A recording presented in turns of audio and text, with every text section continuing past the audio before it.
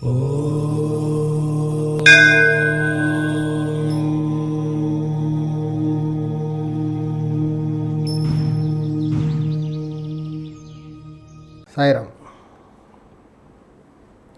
చాలామంది క్లయింట్స్ అడుగుతూ ఉంటారు, గురువుగారు విగ్రహాలు పెట్టుకోవచ్చా ఇంట్లో, పెట్టుకుంటే ఏ సైజు పెట్టుకోవాలి,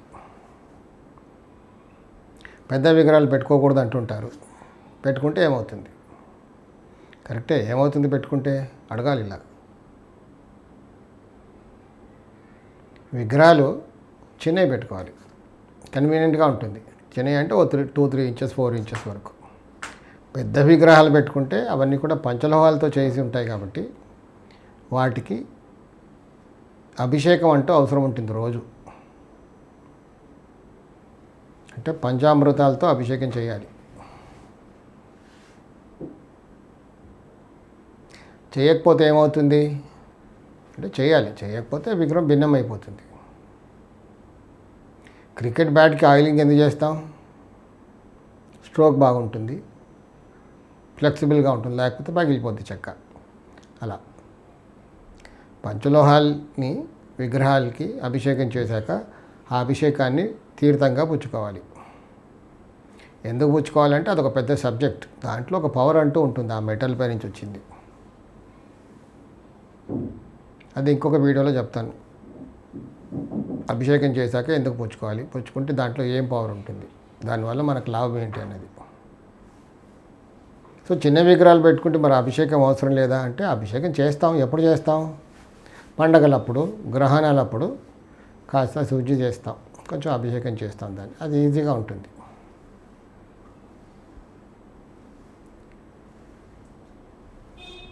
అంటే వాస్తు బాగుని ఇళ్లలో దేవుడు కూడా సుఖపడతాడు.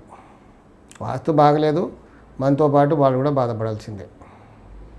నా అనుభవంలో చూసింది ఏంటంటే, కొంతమంది పెద్ద పెద్ద పూజలు చేయిస్తూ ఉంటారు, కానీ బాధలు పడుతూనే ఉంటారు, కష్టాలు తప్పవు. అంటే వాస్తు బాగలేదు అక్కడ. కర్మానుసారంగా మనం చేసుకున్న కర్మానుసారంగానే వాస్తు అమరుతుంది.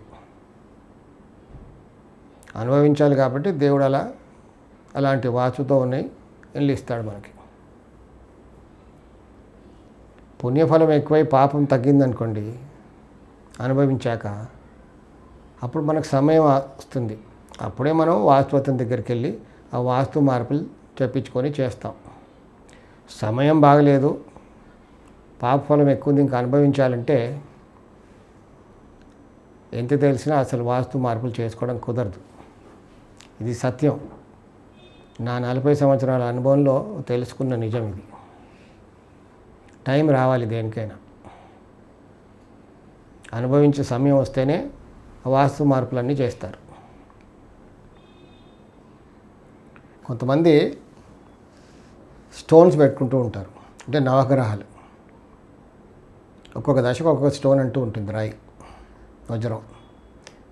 సరే, అది కూడా ఒక సైన్సే, శాస్త్రమే, కాదని నేను, కానీ కాస్ట్లీ అఫేర్. ఎవరికైనా వజ్రం వచ్చిందనుకోండి, డైమండ్ పెట్టుకోవాలని, ఎన్ని క్యారెట్స్ పెట్టుకుంటాం? ఇన్ని క్యారెట్సే పనిచేస్తుందని ఉంటుంది. అన్ని క్యారెట్స్ కొనడం అవుతుందా? సామాన్యుడి వల్ల అవ్వదు అది. సరే, ఆ దశ అయిపోయిన తర్వాత తీసేయడం కుదరదు. మరి ఎలా? కొంచెం కాస్ట్లీ అఫేర్ అది.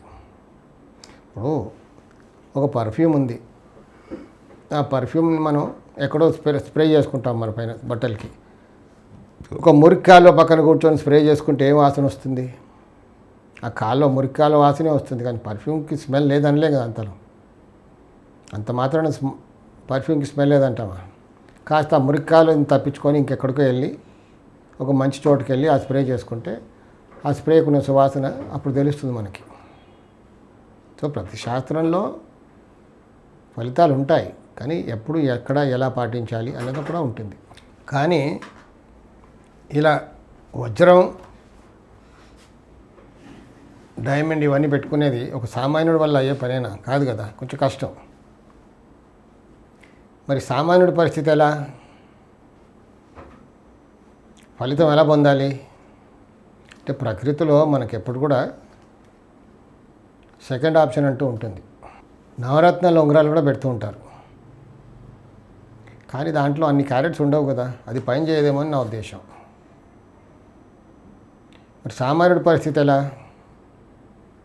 అన్ని క్యారెట్స్ వజ్రం ఇవన్నీ కొన్ని పెట్టుకోలేడు కాబట్టి మరి ఫలితం పొందడం ఎలా? అంటే ప్రకృతిలో ఒక సెకండ్ ఆప్షన్ అంటూ కూడా ఉంటుంది.